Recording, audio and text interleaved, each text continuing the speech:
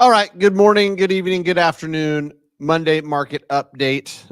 We're getting together, me and Nash Paradise, as we do every Monday. Talk a little bit about what's going on in the real estate market, what's going on around mortgage rates, and Nash Paradise, being the famous known economist that he is, being quoted in Housing Wire and such. It's a pleasure to have you, brother. And there's never a shortage of economic things happening every week on the calendar. So I love that we get together weekly to kind of chat about it. How you doing? Yeah, man, I'm good. It's always good to connect with you. I am, as you can see from the home office here, I need to make my home office cool like yours. Mine is still very, very incomplete because I like going into the physical office. So unfortunately, I had a little bit of a bed bug incident last week and had to basically torch my entire home and all of our stuff. And that's fun. But hey, learning experience for the kids.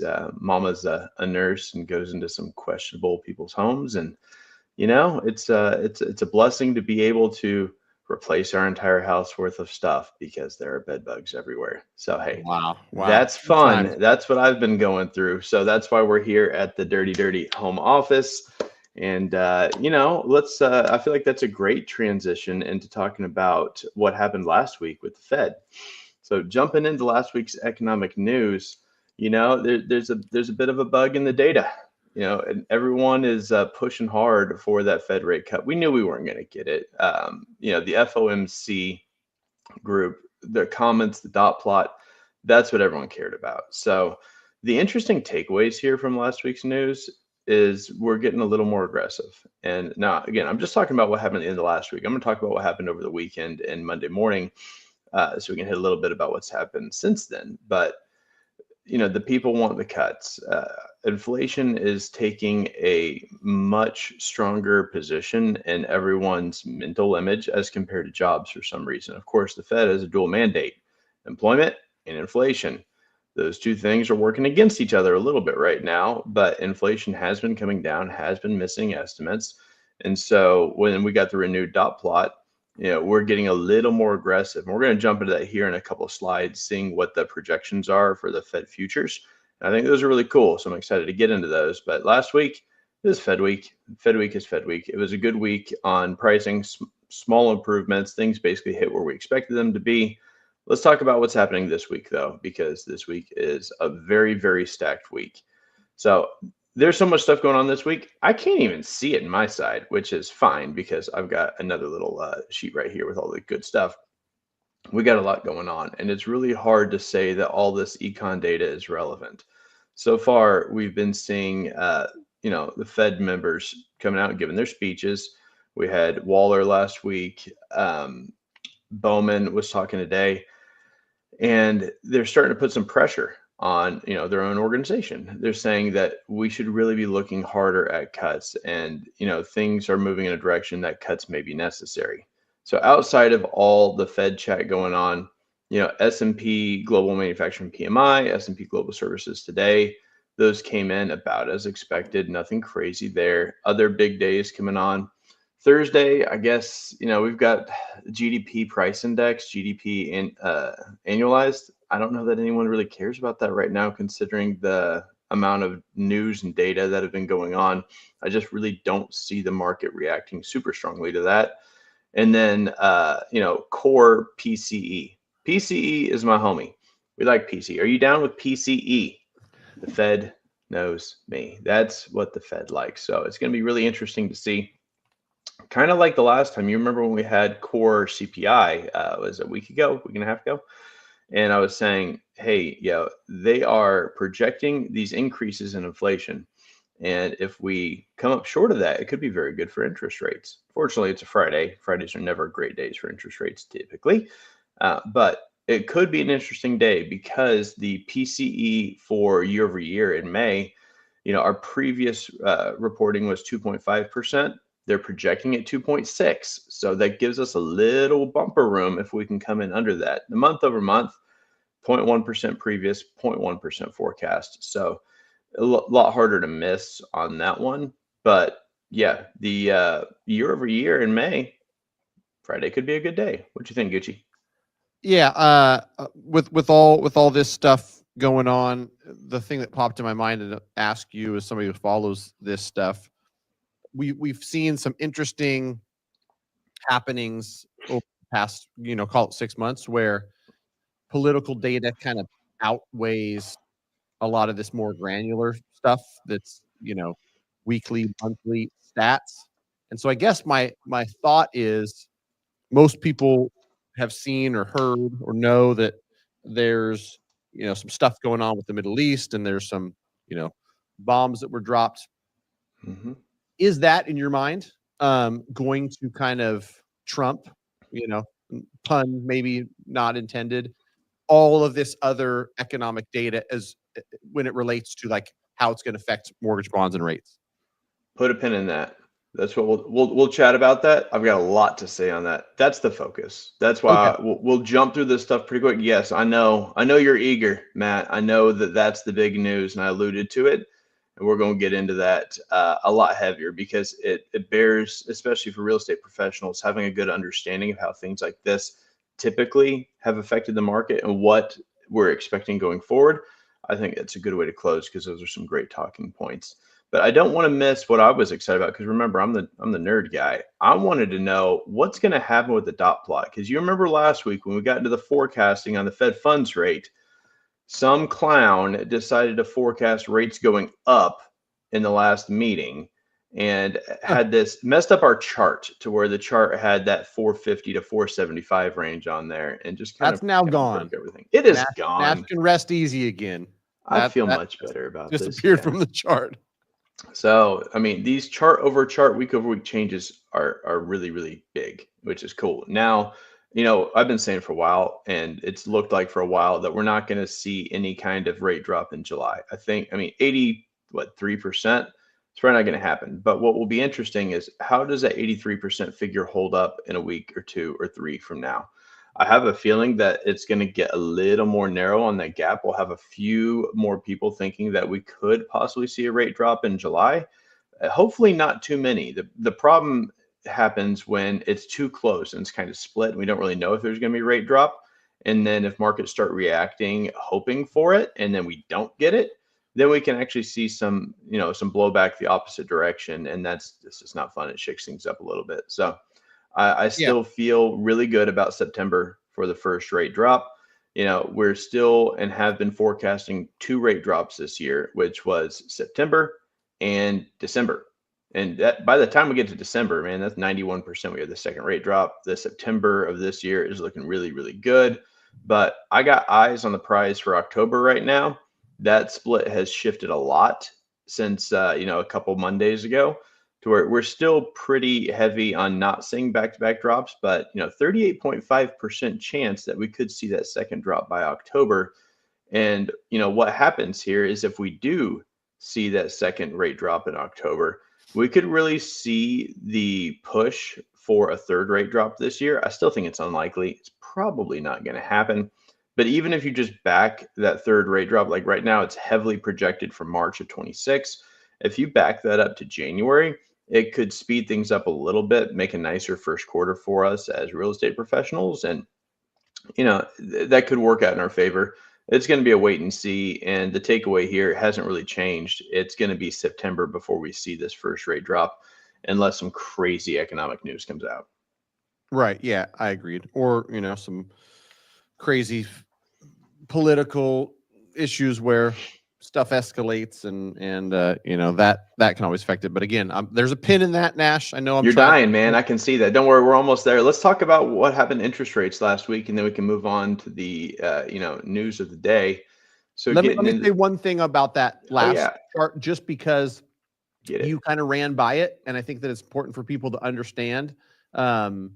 When we get closer to some of these meetings, and we're 90%, 95% sure that something is going to happen, what not enough people understand is it starts to get baked into mortgage-backed securities and the effect on mortgage rates long before the meeting, especially in cases where it's an absolute certainty. So as we get closer to these cuts, what people need to realize is it's not like Fed meeting happens, something gets announced, the market shifts, and then nothing happens the days before or the days after, right? Like when these things are happening, and especially when it gets crystal clear a month out, a few weeks out, there will start to be changes in mortgage-backed securities, not just on the day that it's announced.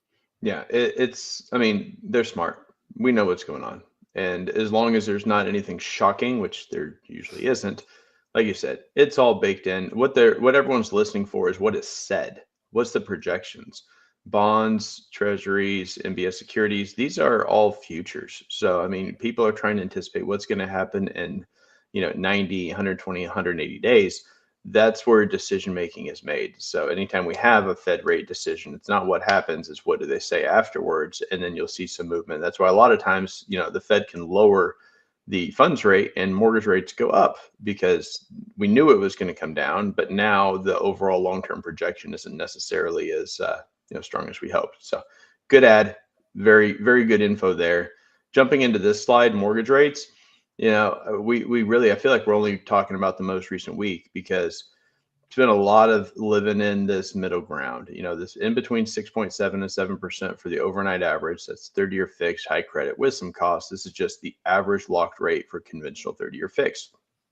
Right now it's 6.86. Last week it was slightly higher, came down throughout the week. Cool. It's kind of a nothing burger. Nothing is moving real heavy there. We are seeing some good market movement today. Anything you want to add to that before we talk about what's really important? No, I think that's enough on rates. I always, talk rates. Let's get into the meat and potatoes. All right. So meat and potatoes, what everyone wants to know is what does war, global conflict, do to the markets? Traditionally, typically, when we see big time global conflict, especially if the US is involved or if you've got major superpowers or it can be highly disruptive, you're going to see money pour in from other markets into US Treasury bonds. Because at the end of the day, the US is one of the big dogs, and our 10-year treasuries, any of our treasuries, that's a safe place for money to go. So money shifts to treasuries. When that happens, the price of the treasuries go up and yields go down. Yields go down, rates go down. So war is usually good for interest rates. Usually. Now, here's the problem. We look at the last, a couple conflicts, especially Ukraine and Russia. This was one of the first times where people were like, hey, okay, but shouldn't I have better rates? War is good for rates, right? It's like a pandemic. It should be awesome. Now, because you have the threat of inflation on a global scale, and that's become much more prevalent because these wars that are being fought aren't necessarily one small country spending a ton of money and resources against another one. They're long drawn out political conflicts where you're talking hundreds and hundreds of billions of dollars getting spent. People are, traders are having to put a lot more stock into the long-term potential global inflationary reaction of war. That's why when these bombs dropped, late last week over the weekend, there are a lot of people, old people like me, who've done this for, 20 years. They're like, oh, rates should open up a lot better on Monday. US entering a conflict directly. Yeah, it's kind of been a long time. We've been on the sidelines. We've thrown money at stuff. We've had lots of tweets and things, but dropping bombs and making such a large statement on the geopolitical scale, not something everyone. I mean, we kind of knew it was coming, but it's still something we haven't dealt with in a while. So everyone is thinking, okay, bonds are going to go what? No, bonds are chilling. Everyone's kind of playing a wait and see right now. There is still, the threat of retaliation and terrorism, and where does it go from here? I feel like our current administration is a lot more of a wild card. I have been a mortgage lender through a bunch of different administrations, and I feel like most of the time there's a little bit more certainty about what the U.S. is going to do as it comes to conflict. Trump's a bit of a wild card. Whether that is a reason you like him or don't, we're not here for that. We're here to talk about rates. Because of that uncertainty, you're seeing global markets having a hard time knowing exactly how to respond. Oil prices have not gone up nearly as much as a lot of people thought they would. Messing with shipping lanes is going to be impactful. That could adjust inflation. But if the cost of transportation goes up because of fuel, now even if money is pouring into bonds, there's a balance there. So all that to say, we don't really know, but we shouldn't expect a traditional response of money pouring into treasuries because there is a lot of inflationary risk and there is a lot of uncertainty going forward on how exactly is this conflict going to resolve. Yep. I don't have much to add. I think you said most of it there, because there's different things that can be affected. You mentioned oil prices, which I think is like, when you're dealing with the Middle East and stuff and there's conflicts. If oil prices go up, that's super inflationary for us and would not bode well for mortgage interest rates. When there's fears of inflation, as we've seen over these last few years, that's got upward pressure on mortgage rates. And so, does that outweigh? It's on the other side of the teeter-totter as, conflict and uncertainty, which is downward pressure on mortgage rates. Because like you said, people are buying U.S. bonds. We'll wait and see. But yeah, I think most of us hope for not a lot of excess drama and escalation, because that's just not. Drama's not good. Everyone, we like consistency. You set an expectation, you meet it. We're already at a spot where affordability is rough. Home prices are rough in most areas. Not a lot of inventory. You start throwing a bunch of uncertainty into the mix, people are just going to pump the brakes. It's not good for the real estate market. So if I'm telling anyone to put an eye on anything right now, it's the Strait of Hormuz. That's it. If Iran closes the strait, that shipping lane, that is going to disrupt stuff big time. Energy markets are watching and paying great attention to that because of the amount of oil that moves through that strait. Also, just raw materials and goods that move through there. Having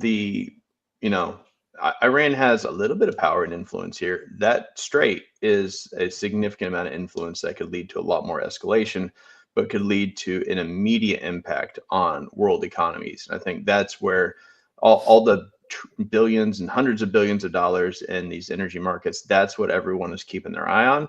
How that's going to make any direct impact on U.S. Treasuries, I'm not sure, to be honest. I feel like if that is closed and we see that as a further escalation of the conflict, we're still going to be in this balancing act of money moving to treasuries for safety and concern about overall fuel costs. So maybe some additional balancing out there, but it's such a wild card that trying to get excited about ADP numbers or where is core PCE going, it's just like there's more important things right now impacting this. So a lot of wait and see and a lot of getting back together next week to play Monday morning quarterback and talk about what happened and try to make sense of it and give you guys some talking points.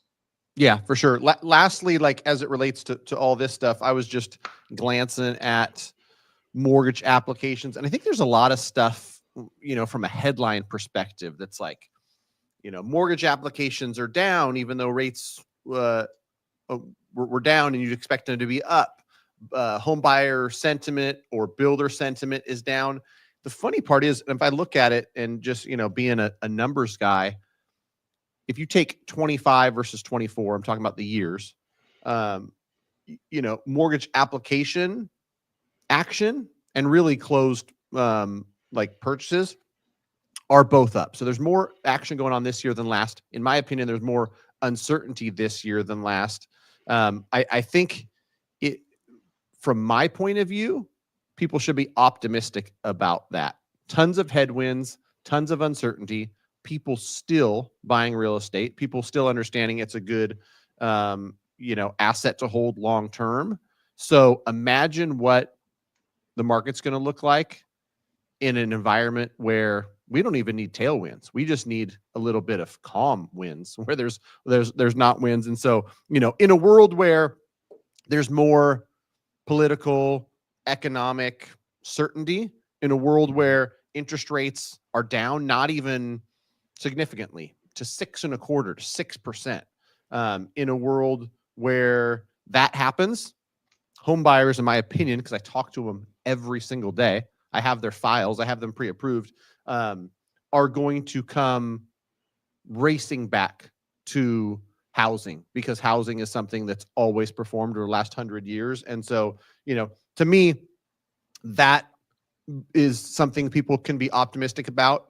And secondly, when people aren't optimistic, when it's tougher, I know endless stories of people winning in this market, because when markets are tough and not as many people are participating because of that, you come in and you negotiate yourself a great deal. You don't get the deal of a lifetime in a market where everyone's buying and rates are 2.75%, right? Like in 2021, no one got, I shouldn't say no one, but most people didn't get screaming deals on real estate. In 2025, I'm like, wow, that guy paid $140,000 less than the guy who bought it in 2022. That's pretty cool. Oh, and they paid his closing costs too. That kind of stuff, from a buyer's perspective, should be exciting. 100%. I think back, I'll butcher the quote, I think it's Warren Buffett, be fearful when everyone else is aggressive and be aggressive when everyone else is fearful. Scared money don't make money. And when a bunch of people are sitting on the sidelines, if you have that opportunity, there are wins here, and we're getting those stories. There are fewer wins than, rates hit down under 6%. We're going to see that launch pad and a bunch of people going out there. We're going to see an immediate shift in buyer activities. But to your point, the people who are able to take advantage of this market, there are going to be a lot of winners made, and we're here for that. So I'm going to join you on our optimism and just keep looking for ways to find wins. Sounds good, brother. We'll talk to you next week, man. Take care, homie. All right, later.